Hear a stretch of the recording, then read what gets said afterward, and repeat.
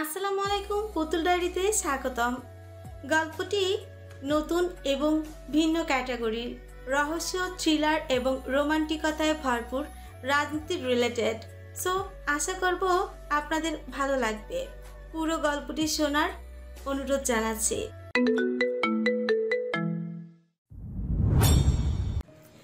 সকাল সকাল formal dress আপে তৈরি হয়ে বসে আছেন মেহরাব শিকদার। একটা জরুরি কাজে ঢাকার বাইরে যেতে হবে। কেন, কি কারণে তা কাউকে বলতে পারছে না তিনি। ফিরোজা অনেকবার জিজ্ঞেস করেছে, তবে মেহরাব শিকদার বরাবরই এড়িয়ে গেছেন ওনাকে। যেন পালিয়ে বেড়াচ্ছেন তিনি এক প্রকার। না খেয়ে তিনি মালঞ্চ নীড় থেকে বেরিয়ে গেলেন। খাবার টেবিলে নানা রকমের খাবার সাজিয়ে রাখা রয়েছে। সবকিছুই আজ মাধুরী নিজের হাতে তৈরি করেছেন। মোর্শেদ শিকদার, প্রলয়, অর্পণ আগেই নিজেদের চেয়ারে বসে আছেন। এবারের এটাই নিয়ম হচ্ছে, সবাই একসঙ্গে খাওয়া শুরু করে। এদিকে প্রলয়ের দেরি হয়ে যাচ্ছে। পূর্ণতা পুষ্পিতার সঙ্গে তৃপ্তিও এলো। সে গিয়ে সোজা প্রলয়ের পাশে বসতে নিলে আবারও প্রলয় রাশভারী কঞ্চে বলল, যার তার পাশাপাশি আমি বসি না। আপনি প্লিজ পূর্ণ অথবা পুষ্পর পাশে গিয়ে বসুন। মোর্শেদ শিকদার রাগী স্বরে বললেন, এই কোন ধরনের ব্যবহার তোমার? আবারও অপমানিত বোধ করলো তৃপ্তি। লোকটার সমস্যা কি? কেন বারবার তাকে এভাবে অপমান করছে? মাধুরী কিছুটা চোখ রাঙিয়ে প্রলয়কে বলল, মেহমানদের সঙ্গে কি কেউ এই ধরনের আচরণ করে? তাহলে তোমাদের জেনে রাখা উচিত আমি এমনই। তৃপ্তি মা, তুমি কিছু মনে করো না। কোনো ব্যাপার না আন্টি, আমি কিচ্ছু মনে করিনি। তৃপ্তি গিয়ে পূর্ণর পাশে বসল। প্লেটে খাবার দিলেন মাধুরী। খাবার খাওয়ার ইচ্ছেই মরে গেছে তৃপ্তির। বারবার মাধুরী আন্টির কথা শুনতে গিয়ে তাকে অপমান হতে হচ্ছে।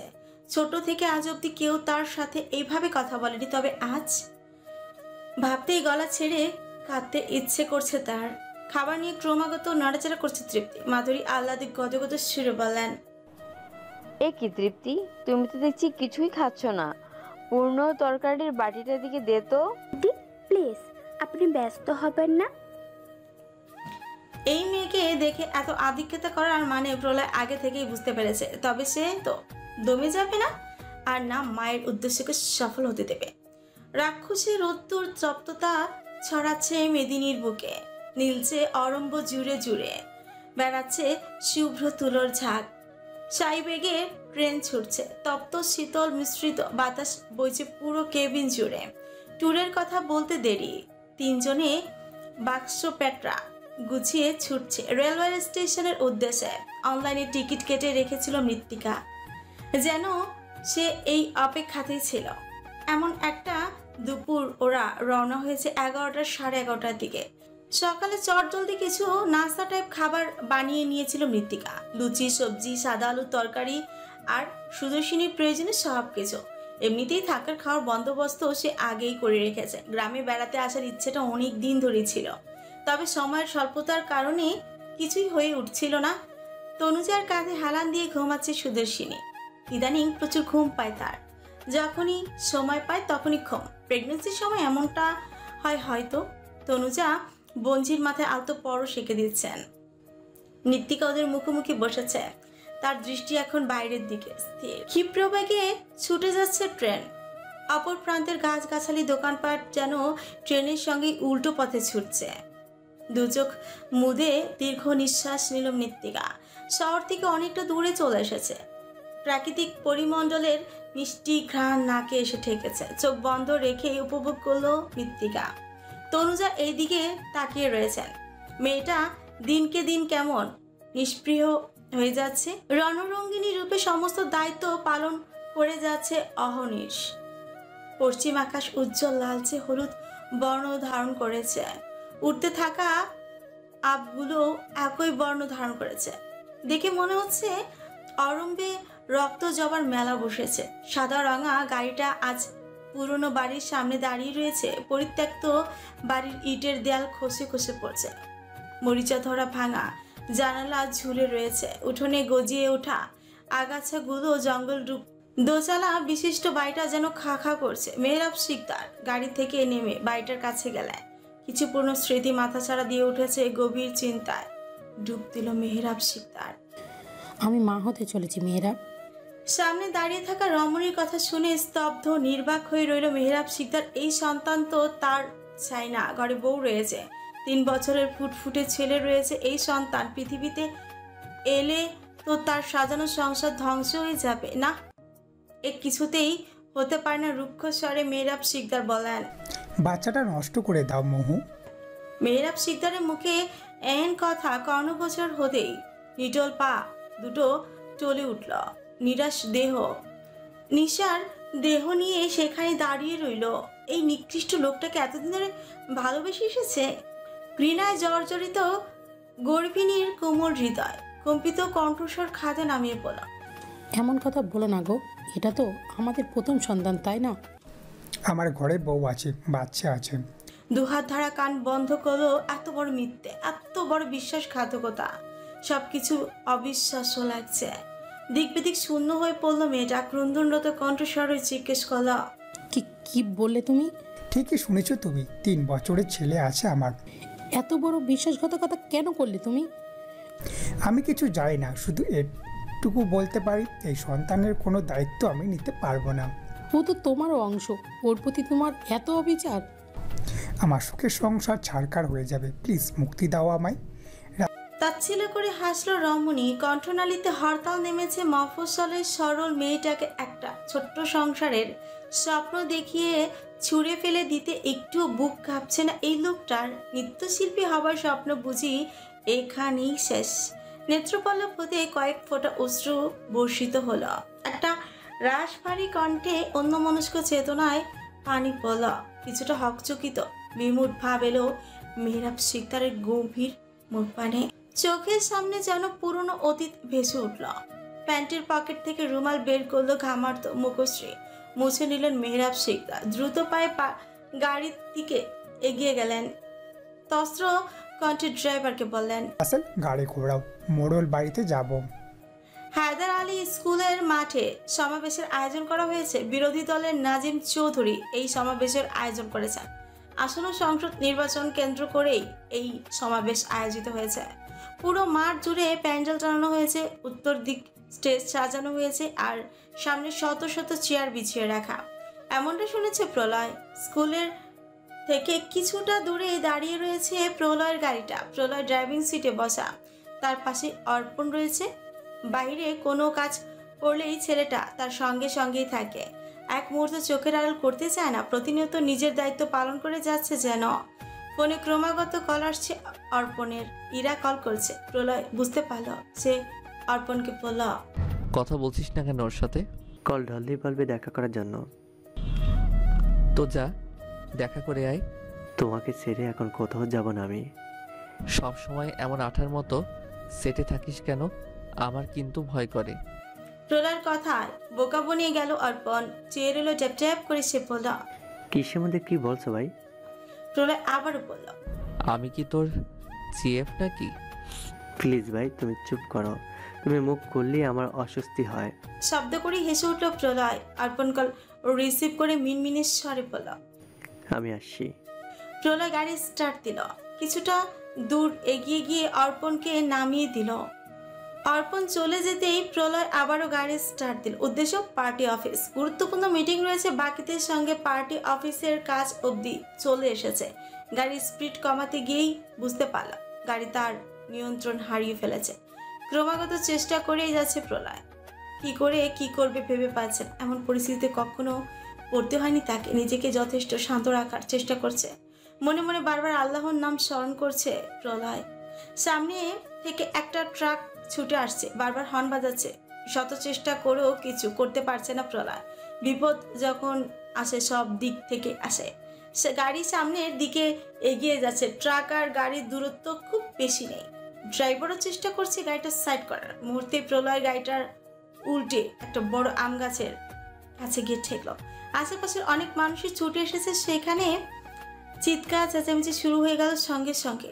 মাথায় প্রচন্ড ব্লিডিং হচ্ছে। ফ্রুর কাছে এক টুকরো কাচ খুব গভীরভাবে গেঁথে রয়েছে।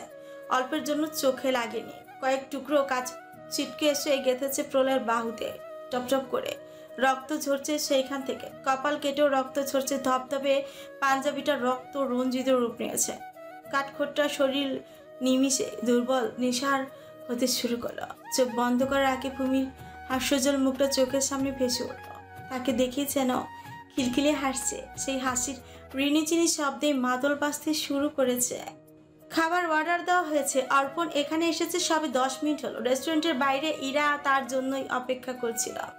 অর্পণকে নিয়ে এই রেস্টুরেন্টের ভিতরে প্রবেশ করলো ইরা। মেনু কার্ড দেখে ওয়েটারকে ডেকে খাবার অর্ডার করলো অর্পণ। ওয়েটার চলে যেতে ইরা জিজ্ঞেস করলো, কাল রাতে কি হয়েছিল তোমার? কিছু হয়নি আমার। I am absolutely fine. তুমি যতই আড়াল করার চেষ্টা করো, তোমার মন তো একটু হলেও বুঝি আমি। অর্পণ কিছুই বলল না। ইরার থেকে মুখ ফিরিয়ে আশেপাশে তাকালো। রঙিন বাতি দিয়ে সাজানো সিমসাম রেস্টুরেন্ট। সফট মিউজিক বাজছে। এখানে বেশিরভাগই কপতিরা রয়েছে। অর্পণের থেকে কোনো রকম উত্তর না পেয়ে ইরা আবারও জিজ্ঞেস করলাম, আঙ্কেল অথবা প্রলয় ভাইয়ের জন্য আপসেট? একটু চমকালো না অর্পণ। মুখে কিছু না বললেও মেয়েটা তাকে কতটা বোঝে, অথচ মন খারাপের দিনে এই মেয়েটাকে সে বেশি অবহেলা করে। ইরার হাতটা ধরে আশ্বস্ত করে বলল, আমার জন্য চিন্তা করো না ইরাবতী। কালকের করা ব্যবহার আমি অত্যন্ত দুঃখিত। তুমি প্লিজ এভাবে বলো না। আমার তোমার জন্য চিন্তা হয়, কিন্তু আমি জানি আমার অর্পণ খুব স্ট্রং। মাথা উপর নিচ ঝাঁকিয়ে অর্পণ বলল, হিয়া। এমন সময় অর্পণের ফোনে কল এলো। কল রিসিভ করার পর অপর প্রান্ত থেকে একটা এমন খবর এলো যে সে নিজেকে স্থির রাখতে পারলো না। এমন একটা পরিস্থিতি কেই বা নিজেকে স্থির রাখতে পারবে? তার ভাইয়ের যে অ্যাক্সিডেন্ট হয়েছে, এখন কি অবস্থা রয়েছে তারও কোনো খবর নেই। খাবার না খাওয়ার শর্ত বিল পে করে দিল অর্পণ। এরপর ইরাকে নিয়ে বেরিয়ে পড়ল। তাড়াতাড়ি করে একটা সিএনজিতে উঠে পড়লো দুজনে। মনে মনে নিজেকেই দোষারোপ করতে শুরু করলো অর্পণ। আজ যদি সে তার ভাইকে একা না ছাড়তো তাহলে হয়তো এত বড় দুর্ঘটনা ঘটতো না। ইরা শক্ত করে অর্পণের হাত ধরে রেখেছে। আধ ঘন্টার মাঝে হসপিটালে পৌঁছে যায় দুজনে। ওদের হসপিটালেই প্রলয়কে আনা হয়েছে। এই তো ঘন্টা খানেক আগেও আসার সময় প্রলয়ের সঙ্গেই এসেছিল। সুস্থ স্বাভাবিক ভাইকে এমন অবস্থায় দেখবে তা কাশ্মীর কালো ভাবতে পারেনি অর্পণ। ইতিমধ্যেই এই খবরটা বাড়িতেও পৌঁছে গেছে। খুবই নির্ভীতে আড়ালে চিকিৎসা করা হচ্ছে প্রলয়ের। অর্পণ নিজ দায়িত্বে ভাইয়ের চিকিৎসা করছে। তবে এই খবর প্রেস, মিডিয়া অথবা শত্রুপক্ষের কানে গেলে হুলস্থুল কাণ্ড ঘটে যাবে।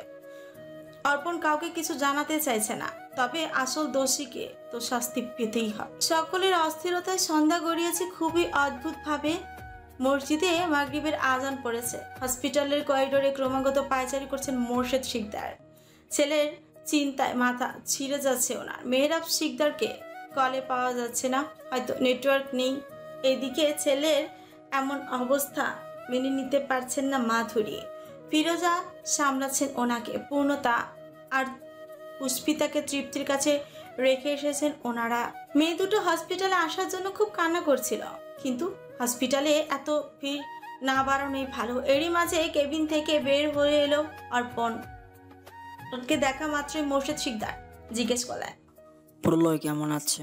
কোনো রকম ভনিতা ছাড়াই অর্পণ বলল, ভয়ের কোনো কারণ নেই জেঠু। কতগুলো কিছুটা গভীর ছিল আর কপালের 4টে সেলাই লেগেছে। ঘুমের ইনজেকশন দেওয়া হয়েছে। ভাই সুস্থ হয়ে যাবে ইনশাল্লাহ। ওকে কি বাড়িতে নিয়ে যাবে নাকি হসপিটালে থাকবে? বাড়িতে নিয়ে যাওয়া যাবে।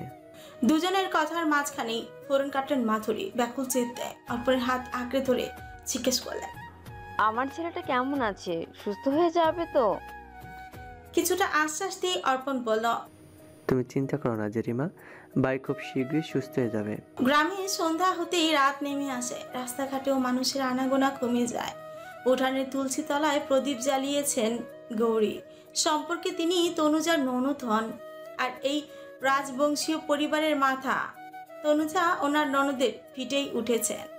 অসময়ে মেয়েটার বায়না পূরণ করেছে, এখানেই থাকতে হচ্ছে। না জানি কখন কোন কথা বলে উঠেন তিনি। মৃত্তিকা ওনার চোখের বালি। এই নিয়ে খুবই চিন্তায় আছেন তনুজা। এদিকে শাক বাজানো শেষ হয়ে এলে গৌরী বললেন, আমার একটা কথা ভালো করে শুনে রাখো বৌদি ভাই। ও মেয়েকে এদিক সেদিক টই টই করতে বারণ করে দেবে। আমার বাড়িতে কোনো অনাচার আমি সইতে পারবো না, এই তোমাকে আমি বলে দিলুম। আহা ঠাকুরজি, এবার বলো না। তোমাদের আদিক্ষেতা দেখে বাঁচি না বাপু। দীর্ঘশ্বাস ফেললেন তনুজা। মৃত্তিকাকে পছন্দ করেন না গৌরী, প্রথম থেকেই মেয়েটাকে তিনি হেলাফেলাই করে গেলেন। আচ্ছা, আধারিয়ার দোতলায় বারান্দার দিকে তাকিয়েই দেখলেন মৃত্তিকা দাঁড়িয়ে রয়েছে। বারান্দার বাতি জ্বালিয়ে মৃত্তিকা সেখান থেকে চলে গেল। তনুজা ওনার ননদের দিকে তাকিয়ে বলেন, আমি ঘরে যাচ্ছি। গৌরী কিছু বললেন না, শঙ্খটা হাতে করে নিয়েই মন্দিরে চলে গেলেন। কয়েকটা সিঁড়ি ভেঙে দোতলায় প্রথম ঘরটায় প্রবেশ করলেন তনুজা। ঘুমন্ত সুদর্শিনীর মাথায় কাজটায় বসে রয়েছে মৃত্তিকা। দরজাটা খানিকটা চাপিয়ে তনুজা সেখানে গেলে নিজে থেকেই বলেন, পিসিমণির কথায় কিছু মনে করিস না মা, তুই তো জানিসই সে কেমন। আমি কিছু মনে করিনি মামুনি। সন্ধ্যা পেরিয়ে রাতের দিকে অগ্রসর হচ্ছে। মাথার কাজটায় বসে সুদর্শিনীকে ডাকতে শুরু করলো মৃত্তিকা। তনুজা বিছানার ওপর প্রান্তে বসেছে। কয়েকবার ডাকার পরও যখন সুদর্শিনী উঠল না, তখন মৃত্তিকা বলল, এই দিদি ভাই, তুই এত ঘুম কাতুরে কবে হলি? আগে তো এমন ছিলি না। তনুজা বললেন, এই সময় খুব ঘুম পায়, এটাই স্বাভাবিক। সুদর্শিনী উঠে বসল। বিকেলে হালকা কিছু খেয়েই জম্পেশ ঘুম দিয়েছিল। জার্নি করে প্রচন্ড অলসতা তাকে কাবু করেছিল। এখন বেশ ফ্রেশ লাগছে। সে মৃত্তিকার দিকে তাকিয়ে বলল, চাইলে তুইও আমার সঙ্গে ঘুমাতে পারিস, আমি একটু মাইন্ড করব না। বয়েই গেছে আমার, আমি মোটেও তোর মতো ঘুম কাতুরে নই। মাসিমণি, তোমার কি মনে হয় না আমাদের মৃত্তিকাকে বিয়ে দেওয়া উচিত? কিসের মধ্যে কি বলছিস দিদি ভাই? তনুজা বললেন, ও ভুল কি বলেছে তুই একটু ওকে বোঝা মা। আমি তো কথাই বলি, আমার কথা শুনলে তো। আমরা এখানে বেড়াতে এসেছি, এখানে এসব অযৌক্তিক কথাবার্তা না বললেই নয়। আমার তো বয়স হয়েছে, আমার কিছু হয়ে গেলে তো একা হয়ে যাবি মা। তনুজার কথা খারাপ লাগা শুরু হলো। একমাত্র তার জন্যই এত দুশ্চিন্তা করেন তিনি। কথাটা কাটানোর জন্য মৃত্তিকা বলল, মামুনি, তুমি আবার এইসব কথা বলা শুরু করেছো? প্রলয়কে বাড়িতে নিয়ে আসা হয়েছে। বাড়িতে আসার পরপরই মাধুরী ব্যস্ত হয়ে পড়লেন ছেলের সেবা শুশ্রূষা করায়। রান্নাঘরে ঢুকেছেন, অনেক সময় হলো। প্রলয়ের জন্য স্যুপ বানাবেন। পূর্ণতা পুষ্পিতার পড়াশোনা আজ লাটে উঠেছে। দুটোতে মিলে ভাইয়ের হাত ধরে দুই দিকে বসে রয়েছে। তৃপ্তিকে যে প্রলয় একদমই পছন্দ করে না তা সে বেশ ভালোই বুঝতে পেরেছে। তাই তো একবার প্রলয়ের সামনে পর্যন্ত যায়নি সে। যথাসম্ভব আড়ালে থাকার চেষ্টা চালিয়ে যাচ্ছে। একা একা থাকতেও ভালো লাগছে না, সবাই নিজেদের মতো ব্যস্ত। তৃপ্তি একবার রান্নাঘরে উকি দিল। মাধুরী সবজি কাটছেন। ভিতরে প্রবেশ করলো সে। সেই সঙ্গে মাধুরীকে জিজ্ঞেস করলো, আন্টি, আমি সাহায্য করি। আমার কাজ প্রায় শেষ হয়ে গিয়েছে। তবুও ঠায় দাঁড়িয়ে রইল তৃপ্তি। কোনো কথা নেই দুজনের মাঝে। মাধুরী নিজের মতো রান্না করছে। নীরবতা কাটিয়ে তৃপ্তি জিজ্ঞেস করলো, ঘাড় আন্টি, আমি কাল সকালে চলে যেতে চাই। বাকি তৃপ্তির দিকে তাকালেন মাধুরী। অবাক স্বরে জিজ্ঞেস করলেন, কি বলছো এসব? আপনি যা চাইছেন সেটা আমি করতে পারবো না। কেন? মানুষের মন থেকে স্মৃতি মুছে ফেলা কি এতই সহজ? আমি আপনার ছেলের সম্পর্কে যতটুকু শুনেছি তাতে বেশ ভালোই বুঝতে পারছি উনি ওনার স্ত্রীকে খুব ভালোবাসেন। সেই ভালোবাসাই তোমাকে মুছে দিতে হবে? সেটা আমি করতে পারবো না আন্টি। তোমাকে পারতেই হবে। এখন ঘরে যাও, আমার অনেক কাজ পড়ে আছে। ছেলেটা এখন অসুস্থ। রান্নাঘর থেকে বের হয়ে গেল তৃপ্তি। মাধুরী ছেলের জন্য স্যুপ রান্নায় মনোনিবেশ করলেন। এই সুযোগে ফিরোজা এসে রাতের রান্নার প্রস্তুতি নিলেন। সকালে কিছু স্বপ্ন, কিছু মেঘলা, কিছু বইটই ধুলো লাগা, কিছু ইচ্ছে সাড়া দিচ্ছে এই বসন্ত রাজাগা। কিছু স্বপ্ন, কিছু মেঘলা, কিছু বইটই ধুলো লাগা, কিছু ইচ্ছে সাড়া দিচ্ছে এই বসন্ত রাতে জাগা। নাচ শেষ হতেই করতালি দিতে শুরু করলো সকলে।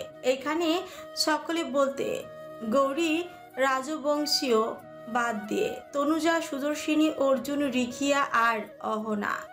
সকালে অহনা বায়না ধরেছিল নাচ দেখবে। এমনিতেই সবাই জানে মৃত্তিকা বেশ ভালো নাচ করে। একটা রিয়েলিটি শোতে প্রথম স্থান পেয়েছিল সে। অহনার সঙ্গে সঙ্গে বাকিরাও তালে তাল মিলিয়েছে। সকলের ইচ্ছে পূরণ করতে রবীন্দ্রসঙ্গীতে নাচ করলো মৃত্তিকা। ওকে এভাবে নাচতে দেখে মুখ ঝামটা দিলেন গৌরী। নাচটা যে ভালো লেগেছে সেটা তিনি মুখে স্বীকার না করলে মনে মনে তিনি ঠিকই বুঝলেন। সকলের আনন্দে পানি ঠেলে গৌরী চেঁচিয়ে বলেন, বলি শুধু নাচ দেখলে কি পেট ভরবে লো? একটু থেমে গৌরী আবার বলেন, কি গো বৌমা, তুমিও দেখছি এদের তালে তাল মেলাচ্ছ। রিখিয়া চট করে উঠে দাঁড়ালো, মাথায় শাড়ির আঁচল টেনে বলল, দ্রুত যাচ্ছে মা। তো পায়ে প্রস্থান নিল রিখিয়া। শাশুড়িকে সে ভীষণ ভয় পায়। কিছুটা ভীত প্রকৃতি সে, মনোপূর্ণ হলো সকলের। মায়ের প্রতি চরম বিরক্ত প্রকাশ করলো অহনা। বিরক্তিতে মুখ দিয়ে উচ্চারিত হলো। সবাই উঠোন ত্যাগ করলো। দুপুরে মাত্রই প্রলয়ের খবরটা পেলেন মেহরাব শিকদার। খবরটা পাওয়া মাত্রই ঢাকার উদ্দেশ্যে ছুটলেন তিনি। যেই কাজে এসেছিলেন সেটা অন্তত ভাইপোর জীবনের থেকে গুরুত্বপূর্ণ নয়। রাসেল গাড়ি ড্রাইভ করছেন আর মেহরাব শিকদার ফোন বের করে অর্পণের নাম্বারে বারবার ডায়াল করছেন। ছেলেটার ফোনে কিছুতেই কল লাগছে না। চলন্ত গাড়ির জানালা ভেদ করে বাইরের দিকে দৃষ্টি আবদ্ধ করতে হকচুকি গেলেন মেহরাব শিকদার। গলা শুকিয়ে এলো ওনার। হাত থেকে ফোনটা নিচে পড়ে গেল। কম্পিত স্বরে আওড়ালেন, ভূমি। দ্রুত জানালার কাজ নামিয়ে বাইরের দিকে তাকালেন। কই, কাউকে তো দেখছেন না। তবে কি সব ওনার মনের ফল? সময়টা দুপুর হলো। রোদের তপ্ততা ততটাও ঝাঁঝালো নয়। হলদে আলোয় গায়ের রং ঝলমল করছে। লম্বা চুলগুলো বিনুনি গাঁথা, হাঁটার সঙ্গে সঙ্গে দুলে উঠছে। বেগুনি রঙা শাড়ি, আঁচলটা কাঁধ জুড়ে জড়িয়ে নেওয়া। অহনাকে নিয়ে হাঁটতে বের হয়েছে মৃত্তিকা। অহনাই জোর করে নিয়ে এসেছে তাকে। এই মেয়ের ঘরে বসার দুদণ্ডর স্বস্তি নেই। সারাক্ষণ ঘোরাঘুরি করে আর সখীদের সঙ্গে খেলায় মজে থাকা কিছুটা ডান পিঠে স্বভাবেরও। এই মেয়েকেই গৌরী চোখে হারান। দুই ছেলের মাঝে এই একটি মাত্র মেয়ে ওনার। ছোট্ট ছেলে এখন শহরে রয়েছে, হোস্টেলে থেকে পড়াশোনা করছে। স্বামী গত হয়েছে, অনেকগুলো বছর অতিবাহিত হয়েছে মেয়ে ছেলে আর বৌমাকে নিয়ে ওনার সংসার। মৃত্তিকার হাতে কয়েকটা গাঁদা ফুল দিয়েছে অহনা। কমলা হলুদ রঙের ফুলগুলো থেকে সুবাস ছড়াচ্ছে। দুজনের একসঙ্গে হেঁটে যাচ্ছে। অহনা একবার পেছনে উকি দিয়ে মৃত্তিকা বেনুনি দেখে মিটিমিটি হাসল। এরপর লম্বা নিঃশ্বাস নিয়ে বলল, দিদি তুমি খুব সুন্দর। দাঁড়িয়ে পড়ল মৃত্তিকা। তাকে অনুসরণ করে অহনা থেমে গেল। গাল এলিয়ে হেসে বলে মৃত্তিকা, মোটেও আমি সুন্দর নই, বরং তোর দেখার চোখ সুন্দর। সুন্দরীরা কখনো স্বীকার করে না যে সে সুন্দর। হয়েছে, পাকা পাকা কথা বলতে হবে না। এক মিনিট, আবার কি হলো? আরেকটা প্রশংসা করতে ভুলে গেছি, তোমার লম্বা চুলগুলো খুব সুন্দর। কি দাও গো চুলে? এই মেয়ের কাণ্ড দেখে কপাল চাপড়ালো মৃত্তিকা। হাসি পাচ্ছে ভীষণ। অহনার গাল টিপে বলল, সপ্তাহে 2 দিন শ্যাম্পু করি আর মামুনি সেই ধোয়া চুলে তেল দিয়ে দেয়। একটু থেমে মৃত্তিকা আবারও বলল, হয়েছে প্রশ্ন করা? হাঁটতে হাঁটতে একটা পুরনো বাড়ির সামনে এসে দাঁড়ালো দুজনে। বাড়ির সামনের দিকটায় বিস্তীর্ণ খোলা মাঠ। ঘর বাড়িও খুব একটা নেই। মাঠে ছোট বাচ্চারা গোল্লা শুট খেলছে। মৃত্তিকা ভাঙা বেড়ার ফাঁক দিয়ে উকি দিল ছোট্ট উঠোন বিশিষ্ট বাড়িটা। শূন্য ব্যাকুলতায় উৎকণ্ঠিত, অবহেলায় পড়ে থাকা বাড়িটার দেয়াল খসে খসে পড়ছে। উপরে টিনগুলো মরিচা ধরে গিয়েছে। এক প্রকার পরিত্যক্ত বলা যায়। হ্যাঁ রে অহনা, এই বাড়িটা কাদের? পরিত্যক্ত ভূতের বাড়িটা দেখে গা ছমছম করছে। আমিও জানি না গো দিলি। ভর দুপুরে এখানে থাকার দরকার নেই। তেনারা যদি কোনো ক্ষতি করে? আমি হয়েছে কাজ। অহনা এমনিতেও ডাক শুরু। আজ মনে হয় সে এদিক সেদিক ছোটাছুটি করবে বলে অহনা ভীতু গলায় জিজ্ঞেস করলো, তুমি আমাকে ভয় কেন দেখাচ্ছ দিদি? কোথায় ভয় দেখালাম? বাড়িটা দেখে তোর কি মনে হচ্ছে না এখানে প্রেতাত্মা থাকতে পারে? বল। দয়া করে থামো দিদি, আমার ভীষণ ভয় করছে। দৌড়ে পালানোর মতো জোর আবার পাইনি। অহনার কথা শব্দ করে হেসে উঠল মৃত্তিকা। সে তো মজা করছিল, কিন্তু মেয়েটা দিকে সত্যি ভয় পেয়েছে। পাগলি মেয়ে, এসব প্রেতাত্মা বলতে কিছু হয় না। চল বাড়ি ফিরে যাব। তুমি আমাকে সান্ত্বনা দেওয়ার জন্য বলছো, তাই না? মাথা দুই দিকে ঝাঁকিয়ে মৃত্তিকা বলে, সত্যি বলছি। পুষ্করিণী পারে যাবে দিদি? এখন সোজা বাড়িতে যাব, বুঝতেই তো পারছিস। একটু এদিক সেদিক হলে উনি আমার ওপর কিভাবে রেগে যান। তুমি মায়ের কথা বলছো? আর কার কথা বলবো? মায়ের কথায় তুমি কিছু মনে করো না দিদি। মা একটু রাগী, তবে মনটা অনেক ভালো। আমি জানি না উনি তোমাকে এত অপছন্দ কেন করে। এত ভাবতে হবে না, চল বাড়ি যাই। ও হ্যাঁ, পুষ্করিণী পাড়ে বিকেলে যাব। আচ্ছা। মাত্রই ভরপেট খাইয়ে গিয়েছেন মাধুরী, ছেলেকে নিয়ে তিনি ভীষণ উদ্বিগ্ন। এই তো নিজের হাতে সারা দুপুর রান্না করলেন, এরপর নিজের হাতে ছেলেকে খাইয়ে দিয়ে ক্ষান্ত হলেন তিনি। জম্পেশকে এখন দু চোখের পাতায় ঘুম জড়িয়ে আসছে প্রলয়ের। চোখ ছোট ছোট করে এসেছে, তবুও জানলা ভেদ করে বাইরের দিকে তাকিয়ে রইল সে। দৈবাত সমীরণে ঝুলে থাকা পর্দা উঠছে, এবার চোখ বন্ধ করে রইল সে। দরজা খোলার প্রতিধ্বনি হতে চোখ মেলে তাকালো নিভৃতে ঢেকে রাখা গ্লাসটার বিছানার পাশে টেবিলের ওপর রাখলো তৃপ্তি। তাকে দেখা মাত্র ব্যস্ত ভঙ্গিতে প্রলয় সোজা হয়ে বসলো তস্ত্র কণ্ঠস্বরে, বলা, আপনি আবারও আমার ঘরে এসেছেন? যান, বের হয়ে যান আমার ঘর থেকে। প্লিজ, আপনি উত্তেজিত হবেন না। তবুও শান্ত হলো না প্রলয়। কিছু বলতে নেবে তার আগেই তৃপ্তি আবারও বলল, চুপ। আপনি আমাকে যতটা খারাপ ভাবছেন ততটা খারাপ আমি নই। রইল প্রলয়। মায়ের প্রতি সুপ্ত রাগ এই মেয়েটার উপর চওড়া হয়েছে। তৃপ্তি বলল, আমি জানি আপনি কেন আমার সাথে এরকম ব্যবহার করছেন। অবাক হয়ে তাকালো প্রলয়। তৃপ্তি ক্ষীণ হেসে বলল, আমাকে নিয়ে এত ব্যস্ত হবেন না আপনি। আমি কোনো জায়গা দখল করতে আসিনি। তাহলে আপনার উদ্দেশ্য কি? অকপটে তৃপ্তি জবাব দিল, বন্ধুত্ব। বুঝতে পারল না প্রলয় তৃপ্তিকে শুধালো, মানে এই যে আমি এখানে অ্যাডমিশন টেস্টের জন্য এসেছি, তবে আপনি যেহেতু চান না তাই কালই এখান থেকে চলে যাব। কিছু বলল না প্রলয়। মুখ ফিরিয়ে জানালার বাইরে অবলোকন করল। তার নীরবতায় আধার নেমে এলো তৃপ্তির মুখপানে। সে আর এক মুহূর্ত দাঁড়ালো না, প্রলয়ের ঘর থেকে বের হয়ে গেল। বালিশের কাছে থেকে ফোনটা বের করে কাউকে কল করলো। কল রিসিভ হতে প্রলয় বলল, যেই কাজটা দিয়েছিলাম সেটা হয়েছে? ওর প্রান্তে কি কথা হলো তা শোনা গেল না। সবগুলোকে আমার চাই, অ্যাট এনি কস্ট। মুঠোফোনে বিছানার উপর ছুঁড়ে ফেলল প্রলয়। রাগে শরীর কাঁপছে ক্রমাগত। রাগে মাঝেও কঠিন স্বরে বলল প্রলয়, রাজনীতি করতে গিয়ে একটা জিনিস ভুলে গিয়েছিস, ইট ছুড়লে পাটকেলের আঘাত তো পেতে হবে। নাজিম চৌধুরী এবার যে পাল্টা আঘাত আমিও ছুড়ব। প্রলয় নিজের খেলা দেখাবে, এবার সামলাতে পারবি তো? ঠোঁট উঁচু করে কয়েকবার উচ্চারিত হলো। প্রলয় হাসলো অস্বাভাবিকভাবে। টেবিলের উপরে রাখা জুসটা ঠকঠক করে খেয়ে নিল। টেস্টটা বেশ অন্যরকম, ভালোই লেগেছে খেতে। বিকেলে দীপশান্তের দীপ্তমান নীলাম্বর প্রকাণ্ড সূর্যটা আবছায়া, পুষ্করিণী নিটল জলে দৃশ্যমান, সান বাঁধানো ঘাট, নিরিবিলি পরিবেশ। হাঁটু ভেঙে বসে রয়েছে মৃত্তিকা রহনা। এখানে বসে থাকতে বেশ ভালোই লাগছে। পুষ্করিণীর অপর প্রান্তে বড় একটা তেঁতুল গাছ, কাঁচা পাকা তেঁতুল ঝুলে রয়েছে।